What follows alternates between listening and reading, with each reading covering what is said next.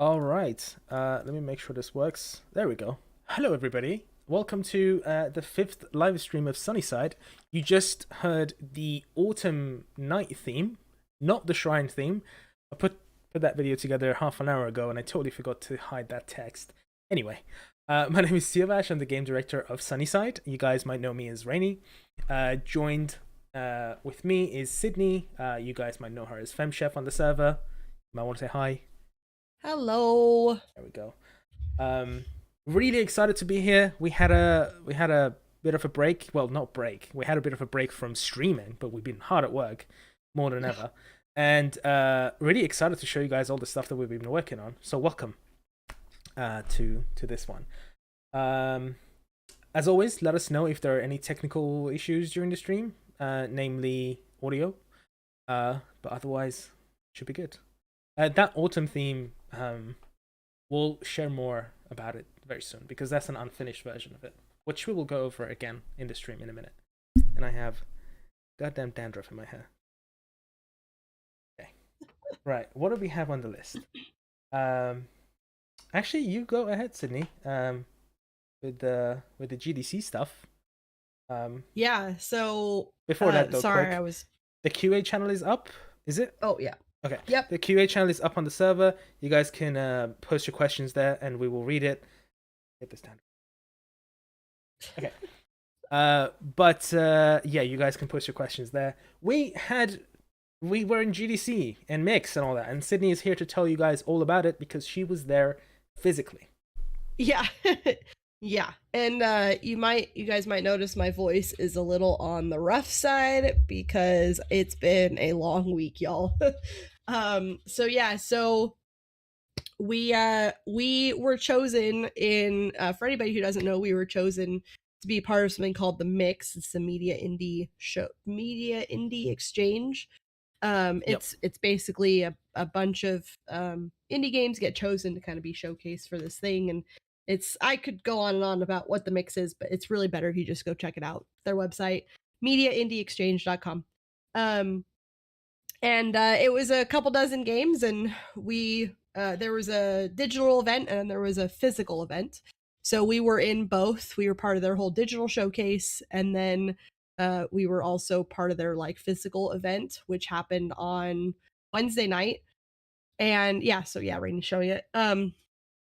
And it was a bunch of us in a room and a bunch of press and people from the industry just kind of going around and checking out new indie games. So we were there, it was like 5 hours, and I was pitching the whole time and playing the game and showing it to people. And um, overall, everybody loved it. As soon as I said it's a JRPG farm sim, every single person went, "Oh," and it just kind of kept going from there. So the response to SunnySide so far has been fantastic. We got to meet with press and kind of got to go check out the floor, and Rainey's got some pictures that I sent out, Rainey, if you want to show them. Yeah, Um, yeah, yeah. just of like the show and our poster everywhere, and it was kind of cool being able to put the spotlight on SunnySide for a little while and really kind of start finally talking about it to a much larger audience. So this was the start. We've got a whole bunch more shows planned for the year. None that I can officially talk about, but we're hoping to do more events like this throughout the year. So yeah, there's some pictures. Yeah, yeah, it Um, was fantastic. And I mean, yeah, on it our was Steam cool. page right now, we have the banner that says we are one of the participants of Mix San Francisco. Mm, It was their 10th anniversary. Um, and so that was a great kind of feature, like to Sunnyside to be featured on, a great event for Sunnyside to be featured on. And I think it was a great sort of first time look for a lot of people at the game because yeah, today, this stream, we're actually gonna, go over some of the more base stuff of what Sunnyside even is, to kind of show all the new people who have discovered Sunnyside, what the game's all about. yeah. But our Steam page So is also updated. Sorry, with we got the no, new you're good. trailer that you all saw. If you haven't, it's pinned on our Discord. We have a bunch of new screenshots. It's just a bit updated, and there's always a stream Yeah, up here playing mysteriously. Uh, mysterious streams. Um, Part of doing the mix was that we got to show off some new key art. So I don't know if you want to show Which that. is this. So good. It's so good. Yeah, so Our this key is artist is so good. yeah, this is a new key art, and for those of you who don't know, key art is a piece of art that would represent the game in a lot of physical and digital as well. So that walk kind of key art that we have, which is our Discord banner, that is a landscape key art, but we needed a portrait one that we might use at some point. And our super great artist Liz did it. And if I try to zoom in on this, just have a look. So I just press zoom, and that is the quality that this image has. It's 600 DPI. It's massive. And yeah, you have all the crazy detailed, all your nice men of the game in there alongside Anahita. The reason for that, you might ask, is that because our other piece of art featured a lot of ladies, we thought we'd give a spotlight to our lovely some of the men's. Yeah, this is the really nice piece of art. I absolutely love it. I think it's fantastic. Yeah, it's great. And that was the art that we sent out for the mix, so I got to stand next to it all week. It was kind of fun. Yeah, I mean, and Sparky too got physically is on there. Yeah, it got physically printed. Yeah, Sparky's reading something in the actual. That's the actual ancient language that actually means something. It's not just gibberish. Yep. Yeah. But it was so cool to see it physically printed. Over there. Alongside, yeah, you go ahead. I was just gonna say, so because of all the new exciting eyes that we're getting and the new key art and all that stuff, we kind of needed to really update the website.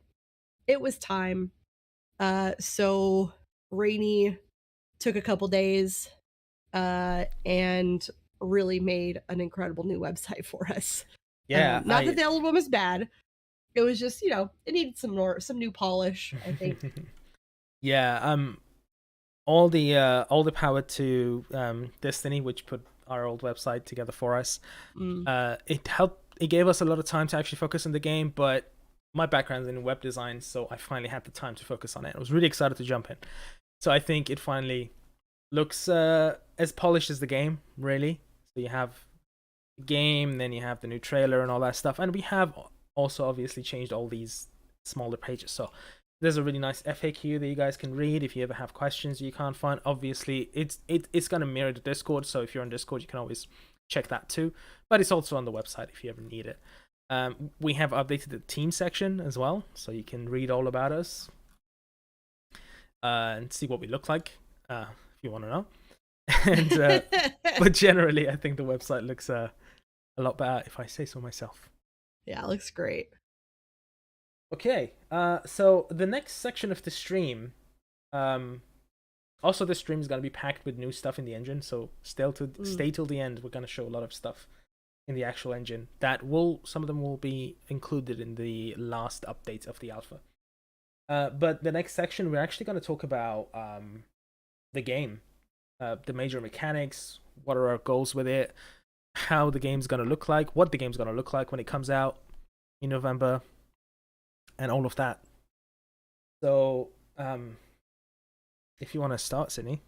Yeah, so a lot of we kind of just want to give a new introduction for anybody who might have joined the community in the last couple weeks, might be new, might be feeling a little left behind. I know in the Discord we can kind of just talk about stuff because we all kind of have been around for a while, but for anybody who's new, we just kind of wanted to go over stuff and kind of repitch it to you guys.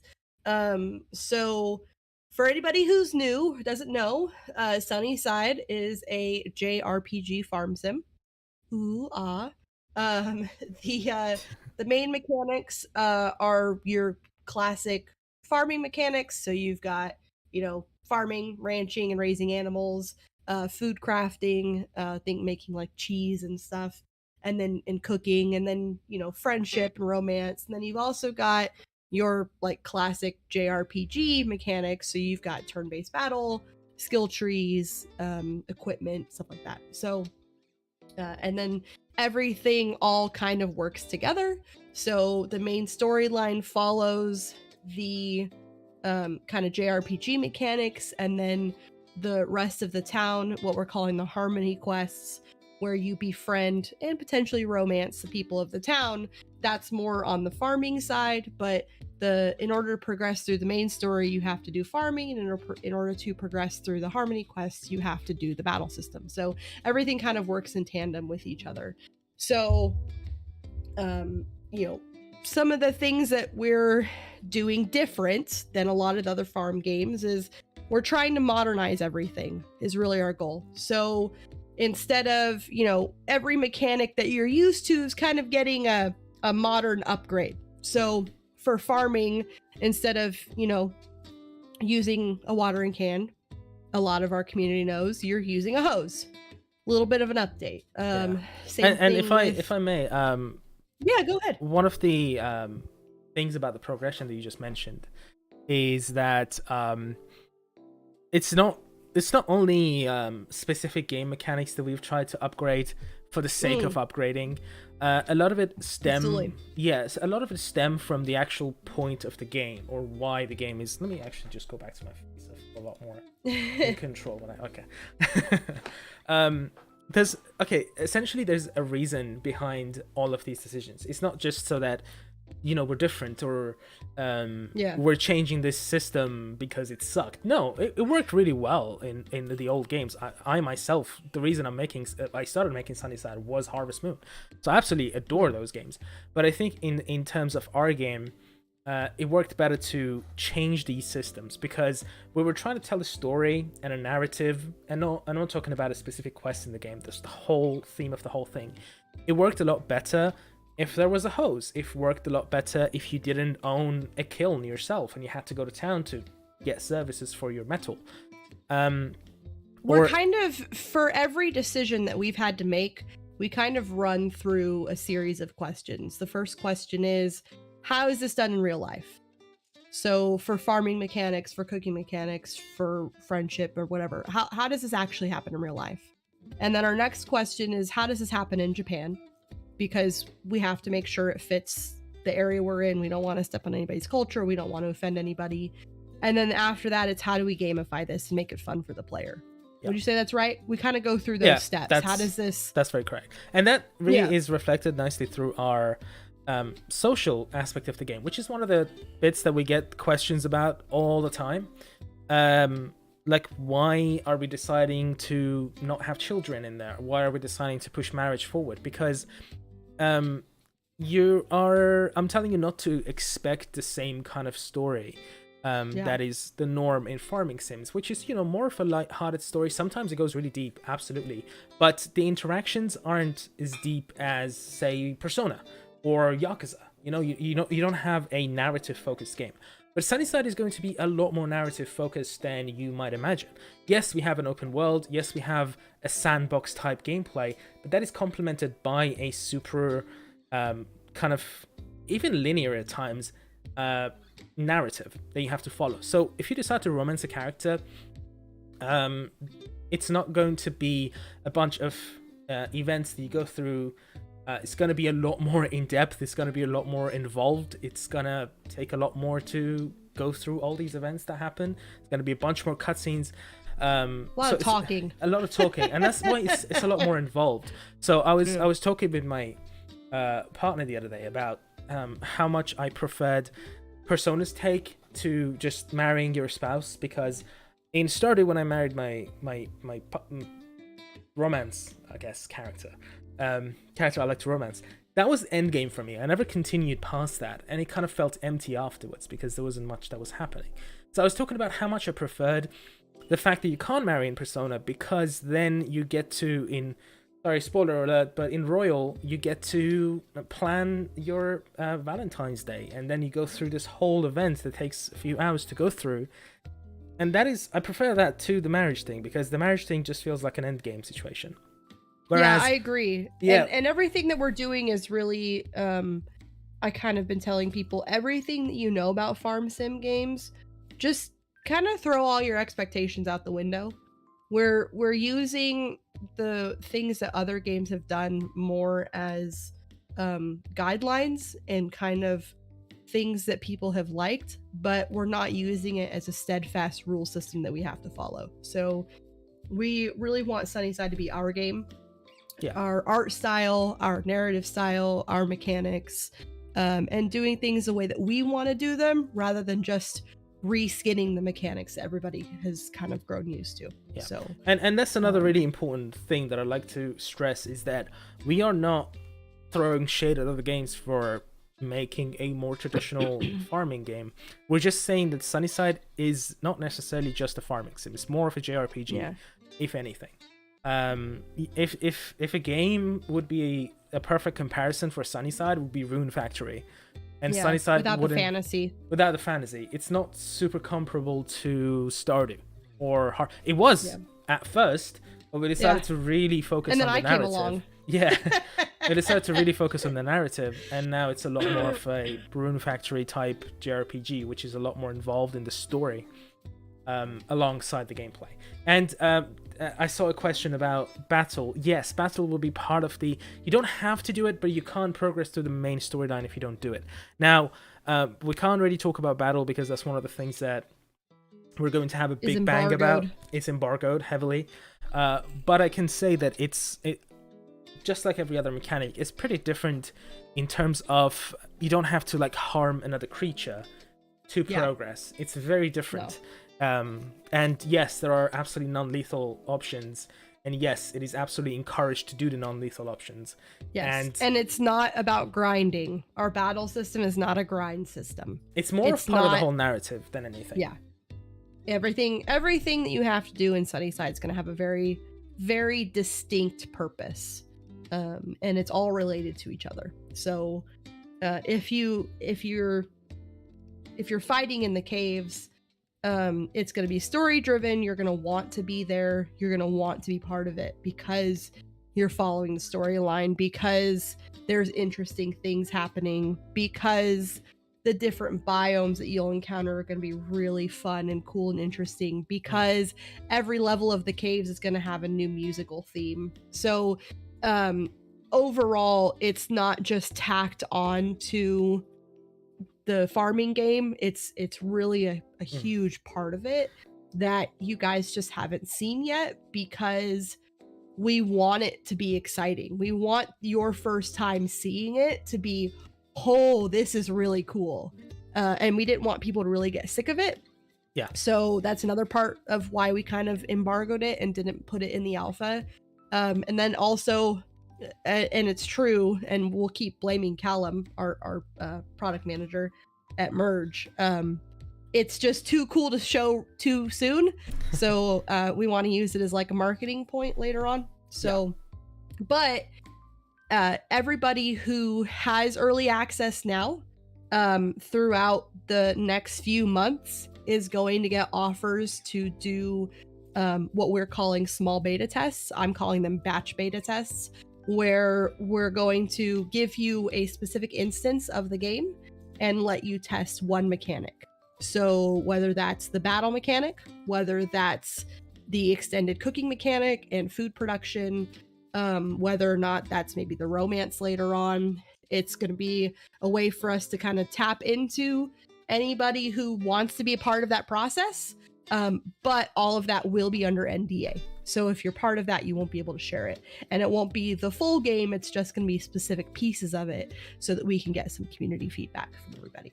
Yeah, it's a lot more technical. And I mean, Cheddar is here. He's our QA lead.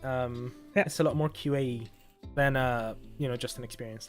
But before we continue, because I think we're pretty much done with that whole section.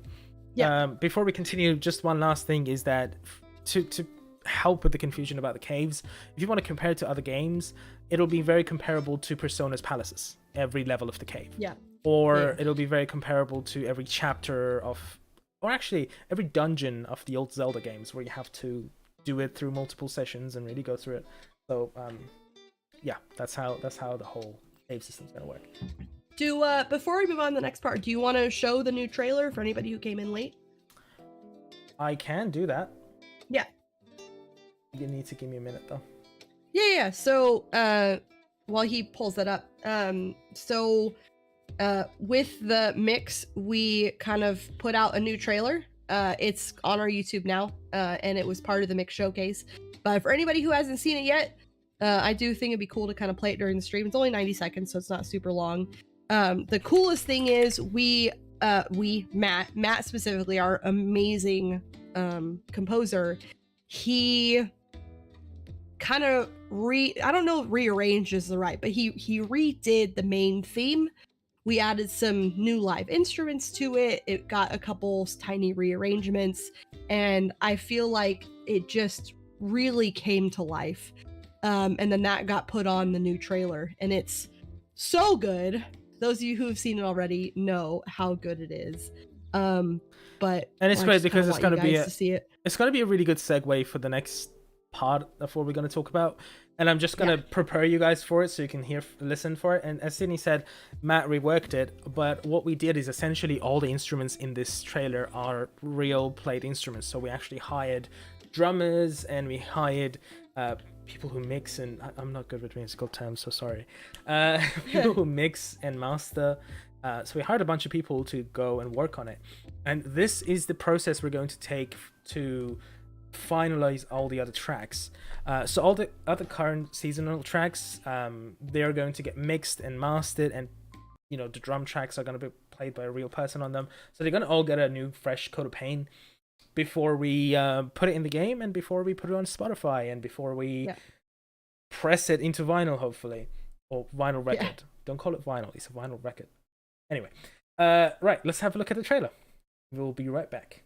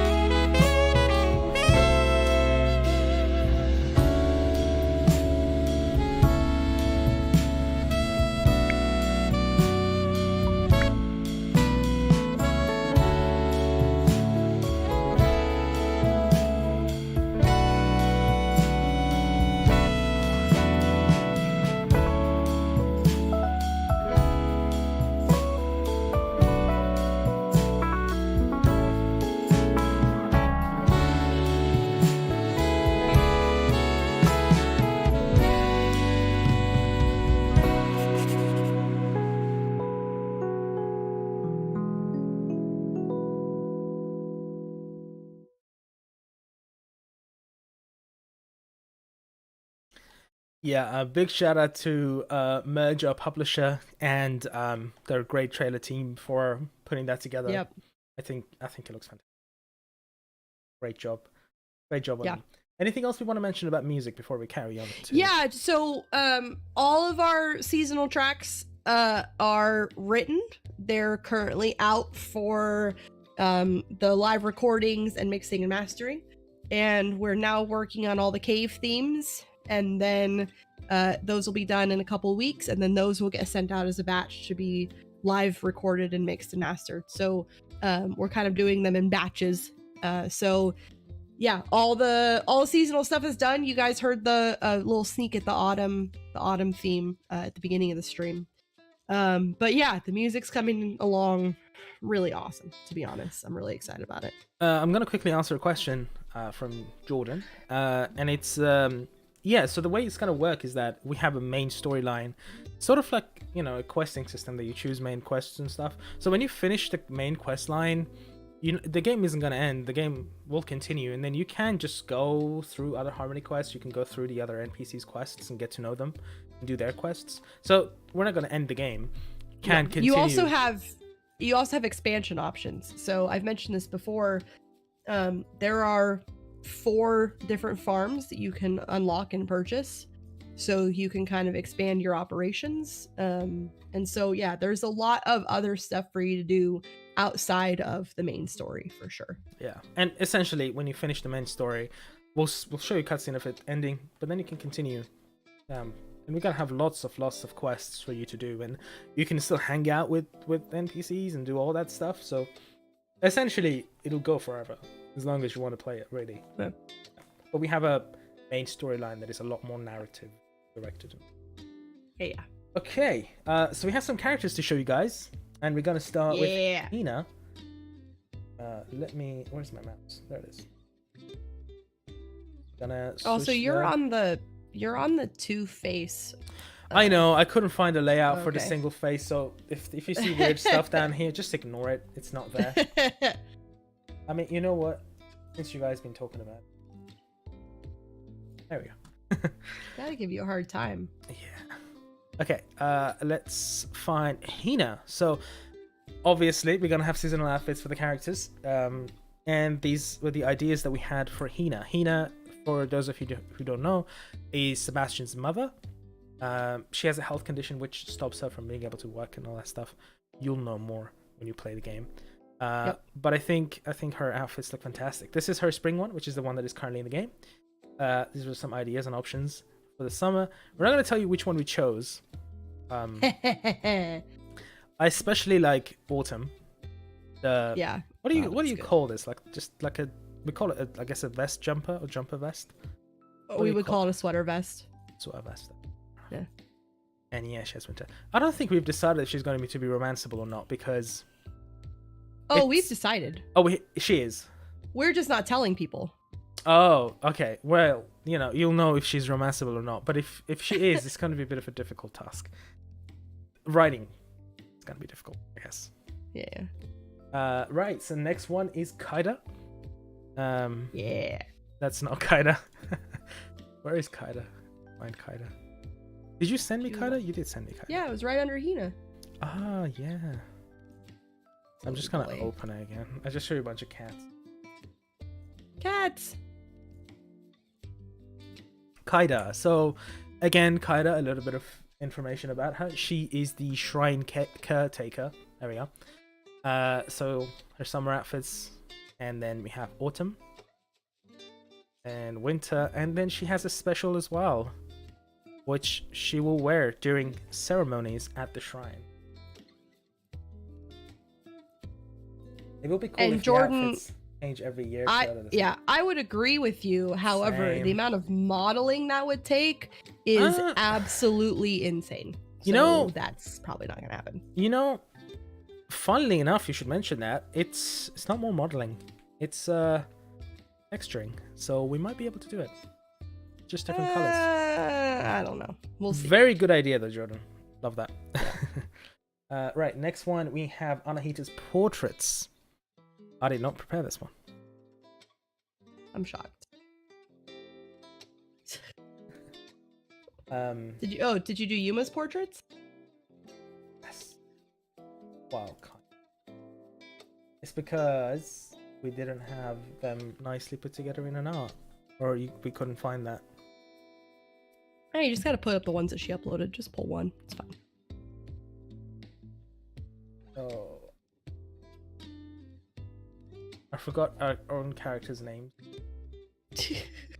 There we go, Watanabe. So this was her what's it called? Concept art.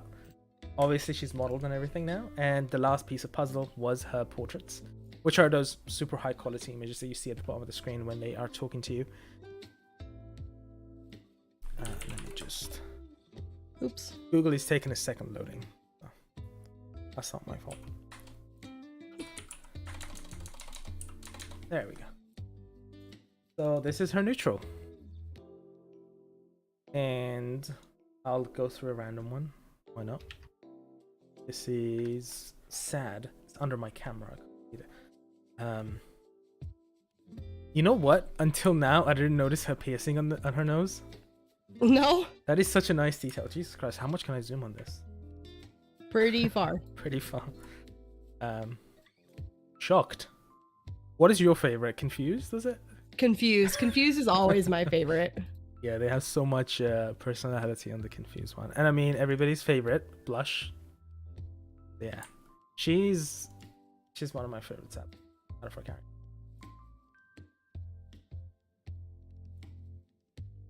Oh, Jordan J. Loft. Of course, that makes a lot more sense. Thank you. I was like, oh, new people. Oh, they know already what the game is. And then lastly, to show you guys out of our cast is Yuma and Parsa. And then I also just tossed you the shop images. I forgot about that. Oh, yeah, good work. That's just, yep, 3 of them.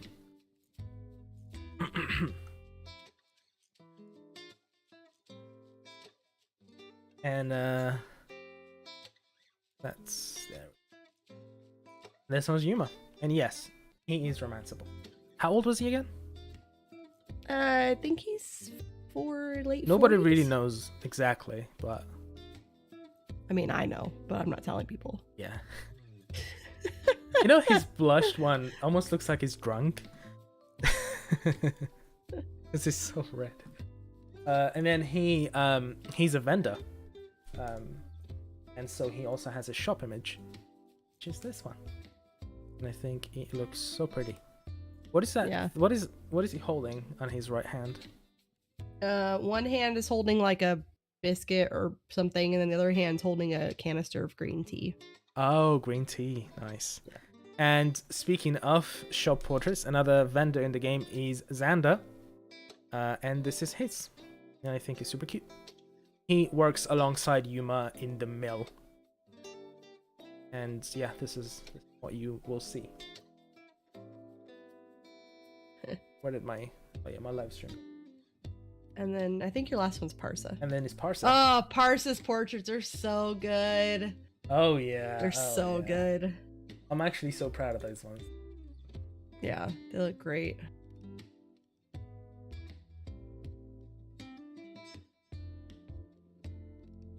Google is just hating today. Although it's also because of how large these images are. Yeah, massive. they're absolutely massive. There we go. Let me put it on this screen so that I can have OBS running. There we go. And this is Parsa. He's absolutely romanceable. He is. Everybody's romanceable. Yeah, he is Anahita's brother. One of the two. Younger brother? Yes. Younger brother. Yes, younger brother. I'll paint the ones with the eyes closed. There you go. Here's your blushed one. Okay. That's it about the characters. If you want to mention anything else, Sydney, before I move on to the next thing. No, I think that's it. We've done their parents, but y'all don't need to see those. You can see those in the game. Yeah, they're not main romanceable. characters. All right. So next thing to talk about are animals. So of course, a big part of the whole gameplay loop are the farm animals, as well as pets. And this week we can actually show you the first pet that you're gonna have in the game. They're not necessarily farm animals, so you don't get produce from them. But they're just your lovable companion that you can pet, and some of them come with benefits that through gameplay. They'll do things for you. They'll do things for you. You train them. Gonna be kind of hard to program, but we'll see. And the first ones are ducks. I'm not sure what the order of these are, so that's not a duck. That is a duck. So big shout out to Ren, our animal modeler, which worked on these different varieties of ducks. Do they have specific names, or is it just white, brown, and blue? Nope, they've got names. I just don't remember what they are. Do you remember? Okay. I can look them up. Nah, it's fine. But they're going to be available in the game, obviously. Not too sure if they're going to be in the alpha. We will see, because No. Oh yeah, we don't have the items for them. Sorry, we don't have duck eggs yet. But yeah, they're programmed, and yeah, the blue one is also going to have a duckling, but it's not in this. Alongside ducks, there are quails, and they are tiny things. These are the quails. And actually, we have a comparison of them next to chickens. You can see that the the quail is currently in this image, at least. I think we resized them a little bit, but the adult quail is smaller than the chick. So we're gonna adjust the sizing a little bit. And yeah, He put out a new picture. He did. Yeah, he put up an updated one. I don't know where that would be. Oh, no, I found it. Yeah. There we go. This is more accurate.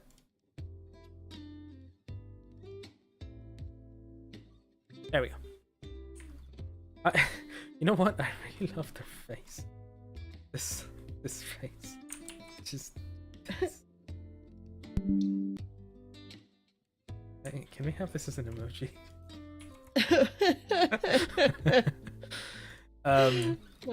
But yeah, these are the quails, and yeah, these are the farm animals, and yes, they will produce different items, and these items we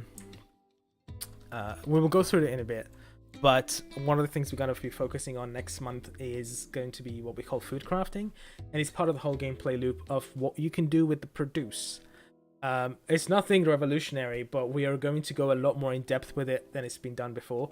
And it's essentially, you know, your Stardew, you can have a cheese machine that you put your milk in and it turns into cheese. Similar to that. So food crafting, basically making different food from your produce. And then, yeah, these are the farm animals. And lastly, cats. There we go, finally. So this is one of the models. And then this is the variety that we've currently modeled. Ren put this together in a day. So, you know, the speed is really great. And they are in the engine. And I'm going to show you them in a minute. They're actually going to be running around and sleeping and clawing you out and having zoomies. But yeah, I think we have a really nice variety. And I think their model's gonna get a slight upgrade, as far as like the eyes are gonna be a little bit bigger, and they'll be like a little bit more ooh-woo. Yeah, definitely. But I think they look great. So, I think we have 2 more color varieties to put on there too. And if it makes you any happier, there are no limits on how many of them you can have. Now, there is a limit. For now. Yeah, there is a limit on the overall animals you can have on your farm, because you only have so much hardware on consoles, especially Switch. So we're gonna put a limited number, like 50 or 100. I'm really just talking from no fact here. But there's gonna be a limited number of entire like animals you can have. But you're not gonna have a limit on, oh, you can only have 1 cat. You can have, if you want, you can just not get any farm animals and just get 50 cats if that's the limit. So if that's what you want, we won't stop you. Yeah. Essentially what it's going to be is whatever you're playing on, the limit of whatever you can do is going to be dependent on your hardware, not on any locks that we put on there. So we're not going to lock, you know, you can only have so many pets, or you can only have 1 of this, or you can only have, you know, so many of this, or the structures will only hold. The limits are going to be based on your hardware. So computer will have more abilities than need one that looks like PlayStation and this. Xbox, and that will have more abilities than your Switch. So what? I'm putting there was a question that types of cats as well as these, and I was showing Onyx, our cat, as an example. Oh, so yeah, there's definitely going to be more variations to the cats. Definitely tuxedo cats, as you guys. Yeah, I think there's 2 more variations he has to do. Yeah, maybe 3. If you want to have a cat sanctuary or a dog rescue or whatever, go for it. We won't stop you. And the way the gameplay works as well is very similar to the other animals. As long as you're feeding them and giving them water, you're fine. So in the build menu, you're going to get a cat feeder and a cat waterer, not named like that. I'm just saying it. Cat waterer. And as long as you put food and water for them, they'll live fine. But you're gonna need to have enough cats. For those of you who played Alpha, you noticed that some of the animals won't eat if you don't have enough feeders for the number of animals that you have, or if they can't get to it or something like that. I'll definitely give you guys a lot more in-depth info about this, especially the wiki team, when the time comes, on how the animals actually work in the background, so that you guys can understand and kind of take care of them a little bit. Yeah, we haven't quite told you guys how the pets are gonna work or how you're gonna get them, because it's really cool and I want to kind of keep it a surprise. So we haven't really told you like how do you get the pets, or why you get them or anything like that. So you're just gonna have to wait until the game is released, because I said so. Okay, and with that, we are actually going to jump into the engine and show you guys them in action. 'Cause we like Kitties! yeah, I love to show stuff that we work on, because what better way than to actually show them in action other than just art assets, right? Yeah. All right, so I'm gonna use what's called a simulate. It's just gonna simulate them. These are the placeholder models. I haven't imported the new models that Ren has done into the engine yet, so these look crappy, but they're placeholders, and you can kind of see what they do. This is the work in progress as well, so this is gonna get polished a lot, and look at them go. So they run around, and this one just sat down, and that one just sat down, and that one's licking his paws. You never know what they're gonna do. That's the fun part. Yeah, in a way they That are one's kind of set sleeping. decoration. But you can, obviously you'll be able to pet them and probably hold them, I think, maybe. Holding them is a maybe, and but then- definitely pet them. Yeah, holding them is maybe. Definitely be able to pet them. And then everything else. What are they doing here? Are is they trying to just eat the gonna be- chickens? Probably. They're really trying to get to these chickens. trying. Look at that goat. And then they'll just kind of go and do their own things, as pets do. Really, pets are just set decorations in our real lives. Mostly, yeah. Yeah. I was just chilling. That I chicken like is. everybody Look, T-posing. oh god! Look at that chicken They go. all want the chickens. And yes, currently you can't interact with them, I'm afraid, because that requires new animation that we haven't worked on yet. But you can see them all crying. Will We'll there get be there. different sizes? I Of cats? think so. I think they're gonna have essentially. Kittens. Are we gonna have kittens? I didn't think we are gonna have kittens. I think that there was a plan for kittens. For now, no. Like especially for dogs, we're just gonna start with one like breed of everything.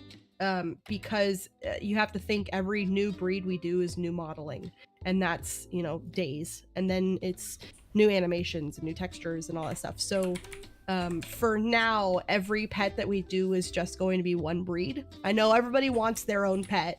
I get it, trust me.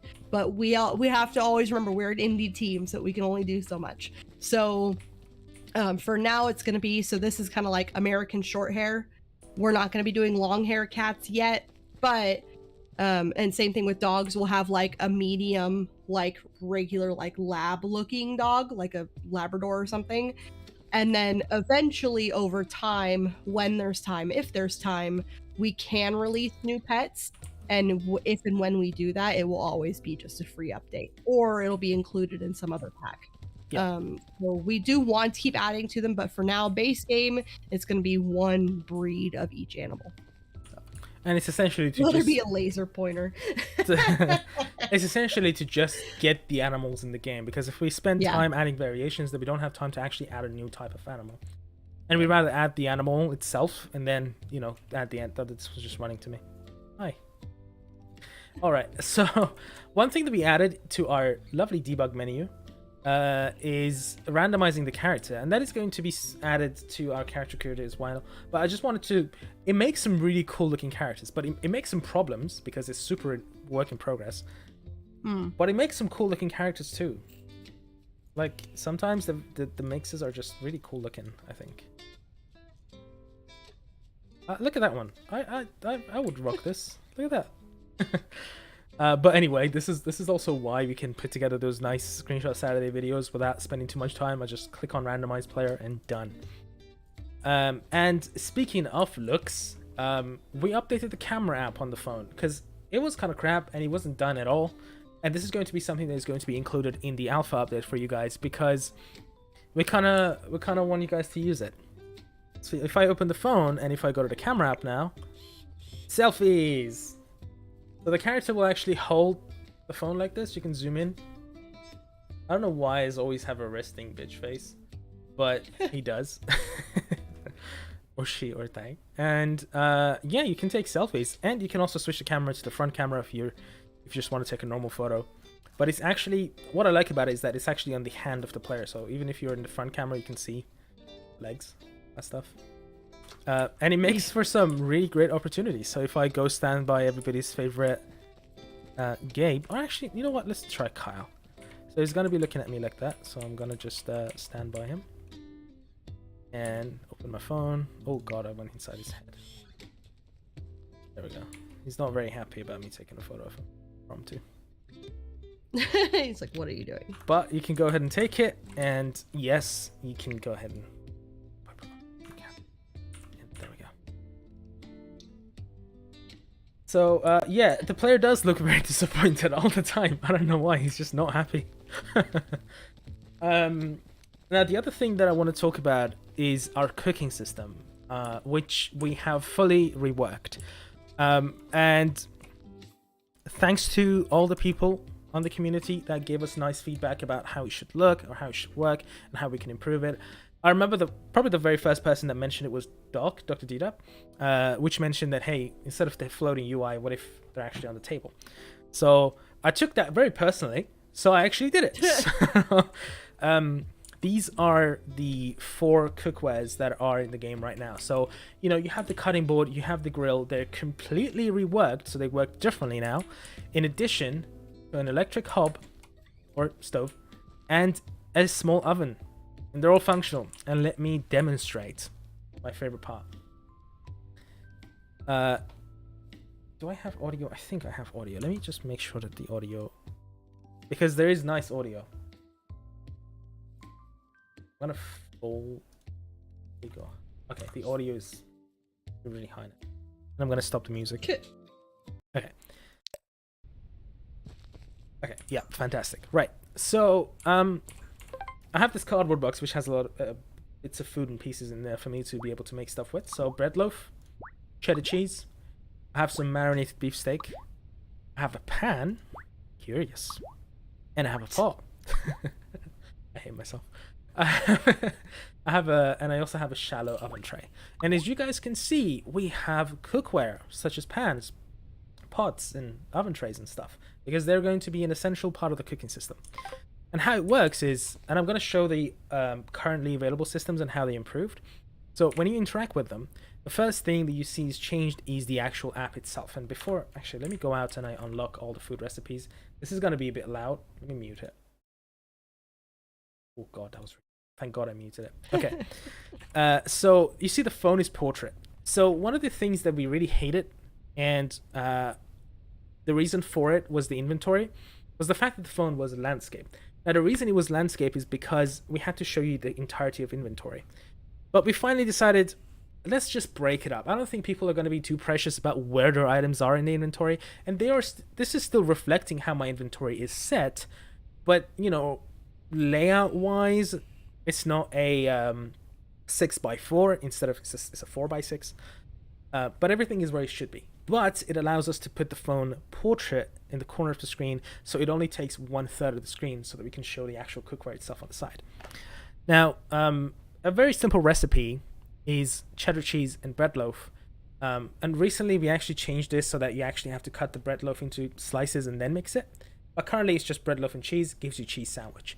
If you're not sure, you can click on this. You go to your cookbook app. This is still under work a little bit.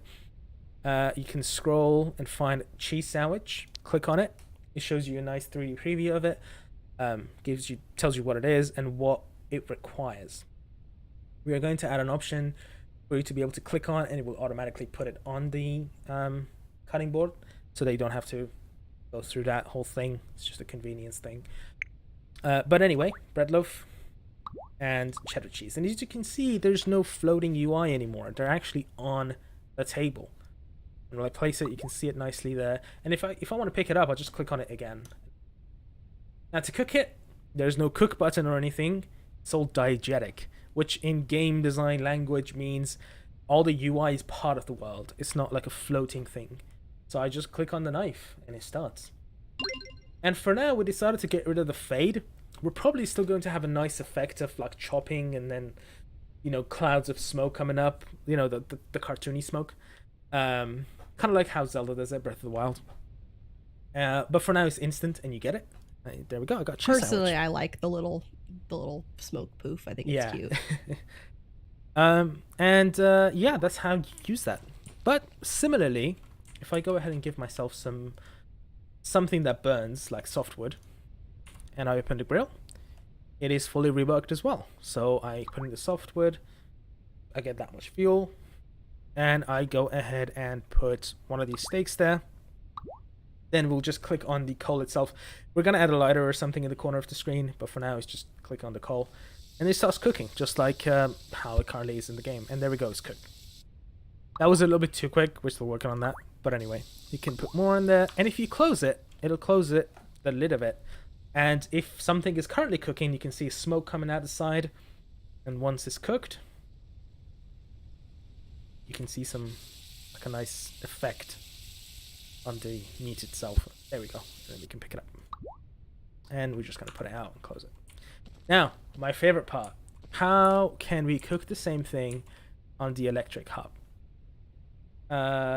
So, if you're ever confused, try to compare it to real life. So, you have knobs you can turn it on with. You can see I have power with the light in the middle. I'll go ahead and turn it on. You can see the coil underneath actually starts lighting up. The thermostat goes, the light comes on, and then I can go ahead, and it's heated now. I can go ahead and put a pan. I can't directly put food on there, obviously not.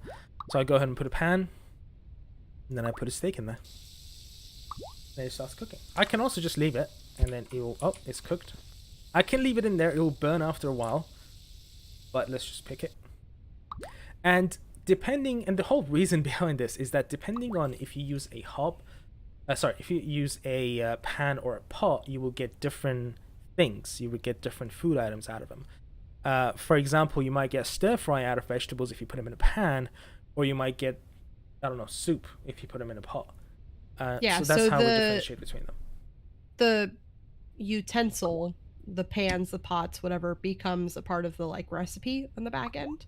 Yep. And so that's going to influence it. Where you cook it doesn't really matter as much. What's really going to play a part is what you put it in, as far as pots, pans, sheet trays, whatever. And the oven, again, we'll go ahead and open it, pull out the rack, and I go ahead and put the oven tray in there. And let's turn this cheese sandwich into grilled cheese. I'll put my cheese sandwich in there, close it. And you don't have to pull it out. It's just to help you see it better. You can just grab it from there if you want. It's just to help you. And also, you don't have to push it back in. You can just close the whole thing. And we'll turn it on. And it should only take... You can also hear it sizzle. If I open it, you can hear it better. But if I get tampered. There we go. You got grilled cheese. Yeah. Close it, turn it off, and we're done. And that is how our new cooking system is going to work. Now, we have a lot more cookwares modeled. I'm going to show you guys in a minute. In a minute. But generally, this is how the whole cooking system is going to work. So, you know, if you see something, you can touch all the buttons on it and turn it on and stuff. And very likely, if you have any food crafting machinery, so if it's like a canner or if it's a roaster or something like that, that you can put coffee beans in a roaster to roast. If it has options and stuff, you can actually see them, turn the knobs, turn it on, activate it, and all that stuff. So, yeah, and Jordan, actually, that's probably what we're gonna do anyway. With the food just look like in coal in a bowl. If you ruin a recipe, you just get a ruined dish. We'll probably still do that as like a fail safe if you don't do the cooking right. But yeah, I'm really happy to show you guys this. I'm actually gonna just pull the models that we had for the cookware. If you want to add any more to this, Sydney, go ahead. Yeah. So I talked for a while. I'm gonna take a breather. I love just Ken, like, oh, that's how you cook. Ken made all these models. I forgot to mention, I'm so sorry. He did. Yeah, no, it's fine. He made all the models, but he had absolutely no idea how the cooking system worked because we didn't really tell him. So it's his first time really seeing it, which is funny. But yeah, no, that's basically it. So we've talked about this a lot and how we wanted to. Ken, can you tell me where they are, by the way? Sorry, go ahead. All the pictures should be in Asana. Oh, food crops. Yeah. Cooking equipment models. Right. So we're talking a lot about like, how do you get the cooking equipment? Is it like, do you have to upgrade your kitchen? Because as we've kind of told you guys, there are ways that most, if not all, other farm sims have approached mechanics like this. And in a lot of cases, you just get a kitchen and then you upgrade the kitchen and then you can get new stuff in the kitchen. And we wanted it to be a lot more individual, give you a lot more choice. We wanted you to have the opportunity to design your own spaces, make them look the way that you want, put things where you want. So, what we decided to, again, we did the how do we do this in real life? And then how do they do this in Japan? And then how do we gamify that? So, what we decided to go with was you have to get your appliances, your kitchen appliances from an appliance store. And so you'll go and you'll get the things that you want. And the only barriers to you will be money and your cooking skill. Hmm. And so you can kind of, as you make more money, you can kind of slowly upgrade your kitchen. You can get double stack ovens. You can get bigger stoves with more workspace. You can get better grills that have better features like turning themselves off when the food is done, or being able